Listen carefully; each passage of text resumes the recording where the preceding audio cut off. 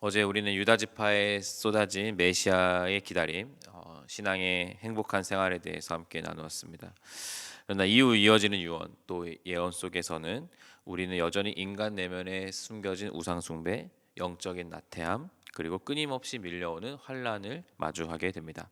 근데 놀랍게도 이 모든 유언 끝에는 상처 입은 자들을 붙드시는 야곱의 전능자 하나님께서 서 계시다는 것을 우리는 보게 됩니다.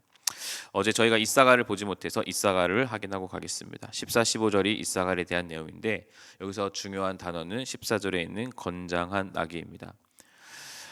그런데 건장한 나귀가 양의 우리 사이에 꿇어 앉아 있다라고 말합니다. 이건 너무 어색한 표현입니다. 건장한, 즉 강한 나귀가 연약한 양 사이에 있다는 사실 자체가 어색합니다. 왜 그럽니까? 15절에 이유가 나옵니다. 그는 쉴 곳을 보고 좋게 여기며 토지를 보고 아름답게 여기고. 이사갈이 훗날 차지하는 땅은 이스라엘 평화라는 곳인데 가나안 최고의 비옥한 땅이었습니다. 근데 이 땅을 차지하고 있던 가나안 족속을 몰아내는 영적 전쟁의 수고로움을 이사갈은 거부합니다. 대신 눈앞에 있는 그 아름다운 토지의 마음을 뺏겨서 안락함을 위해서 그 당시에 살고 있던 가나안 원주민들 밑으로 들어가는, 즉 노예의 길을 선택합니다. 내 삶의 작은 편안함, 일시적인 안정, 오늘 본문 표현을 따르면 눈에 보기에 쉴 곳과 아름다운 토지 앞에서 그들은 하나님의 길을, 우리로 말하면 십자가의 길을 버린 겁니다. 여러분, 사탄이 가장 잘하는 것은 우리를 죽이는 게 아닙니다. 세상의 안락함이라는 그것에 눕혀서 우리를 잠들게 하는 걸 잘합니다. 우리가 그것에 시선을 빼앗기게 하는 것을 잘한다라는 것이죠. 사랑하는 여러분, 우리가 세상의 일시적인 안락함에 속지 않길 바랍니다. 조금은 버겁더라도 영원한 안락, 영원한 안식을 위해 달려나가는 우리 모두가 되길 바랍니다.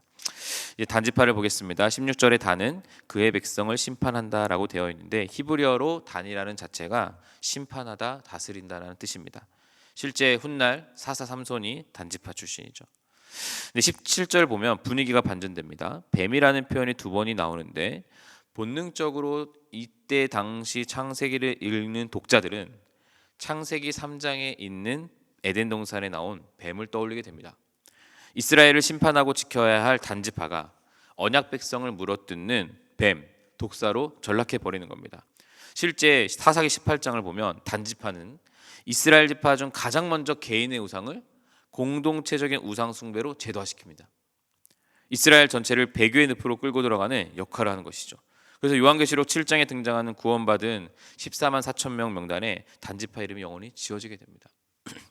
이후 18절에 보면 야곱이 예언하다가 갑자기 중간에 여호와여 나는 주의 구원을 기다리니이다 라고 말하는데 학자들은 이것을 절규라고 얘기합니다. 49장에서 유일하게 여호와라는 이름이 등장하는 곳이 바로 이 18절인데 왜 갑자기 야곱은 예언을 하다가 말고 절규했을까? 여호와여 나는 주의 구원을 기다리나이다. 예언을 하면서 르우벤의 정욕, 이사갈의 나태함, 시몬과 레오인의 잔혹함, 단의 이 기만성을 열거하던 야곱이 인간 뼛속 깊은 전적 타락을 목도하면서 주저앉은 것입니다. 아무리 내 아들들이라고 하지만 인간에게 소망이 없구나. 이 타락한 피와 살로는 도저히 하나님 나라를 이룰 수가 없구나. 너무나도 절망적인 이 상황에서 야곱이 찾을 수 있었던 분은 언약의 하나님 한 분뿐이었던 것이죠. 그래서 이렇게 간절하게 여호와여 내가 주의 구원을 기다리나이다라고 호소를 하고 있는 것입니다. 이런 호소를 한 뒤 야곱은 갓, 아셀, 납달리 지파를 설명하는데 이 세 지파의 미래는 영광스럽습니다. 갓은 군대의 추격을 받는다라고 표현하는데 실제 모압과 암몬의 약탈에 시달렸지만 무너지지 않고 원수를 치고 승리하죠. 아셀은 왕의 수라상에 오를 풍성한 기쁨을 누릴 것이고 납달리는 복음 진리를 선포하는 아름다운 약속을 받게 됩니다. 이후 이제 요셉에 대한 예언이 나옵니다. 유다와 더불어 가장 찬란한 축복을 받은 요셉. 야곱은 요셉을 샘 곁에 무성한 가지라고 부르는데 그의 생명력이 얼마나 폭발적인지 이 가지가 이스라엘 담장을 넘어서 이집트와 온 열방을 먹여 살립니다. 그런데 23절을 보면 이 무성한 생명나무는 온실 속에서 자라지 않습니다. 활 쏘는 자가 요셉을 학대하고 쏘았으나 즉 요셉의 인생을 화살바지 인생으로 묘사하고 있습니다. 형들의 질투, 보디발 아내의 모함, 잊혀진 감옥 생활, 그러니까 세상에서 당할 억울함, 악함이 요셉의 심장을 향해서 쉴 새 없이 쏟아졌지만 그 화살이 24절 요셉의 활은 도리어 굳세었다. 그의 팔은 힘이 있었다. 이는 야곱의 전능자 이스라엘 반석 목자의 손을 힘입음이라. 아멘. 요셉이 강해서가 아니라 덜덜 떨리는 요셉의 팔을 야곱의 전능자가 강권적인 손으로 붙들고 계셨기 때문에 요셉이 이겨낼 수 있었던 것이죠. 하나님은 여러분 요셉을 향해 쏜 화살을 막지 않으셨습니다. 형들이 보디발 아내가 그리고 감독 관리인이 쏜 화살을 그대로 내쁘셨습니다. 그러나 하나님께서는 그 화살의 궤적은 당신의 주권으로 모두 비틀어 버리셨죠. 그래서 오히려 그 화살들은 요셉을 죽이는 관역이 된 게 아니라 도리어 요셉을 이집트 총리로 세우는 역할을 하게 됩니다. 요셉을 향해 쏟아진 모든 악이 결과적으로 하나님 선을 이루는 도구에 불과했다는 것이 요셉을 향한 예언입니다. 사랑하는 다음 가족 여러분, 제가 요셉은 장차 오실 예수 그리스도의 선명한 그림자라고 계속 말씀드렸습니다. 십자가에서 로마 군인들과 종교 지도자들이 쏘아 올린 증오와 조롱의 화살이 예수님께 쏟아 부어졌습니다.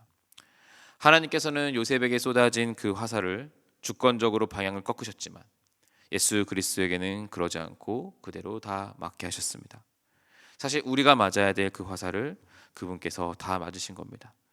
그래서 우리는 우리에게 아무리 많은 화살이 쏟아져도 그리스도께서 이미 다 맞으셨으니 두려워할 필요가 없습니다. 우리 등 뒤에는 우리 팔을 붙들고 계신 전능자, 피 흘리신 선한 목자의 손이 버티고 있습니다. 그러니 사랑하는 여러분, 두려워하지 마십시오. 담대하십시오. 그분이 이미 모든 화살을 다 맞으시고 여러분을 안으시면서 여러분을 지키고 계십니다.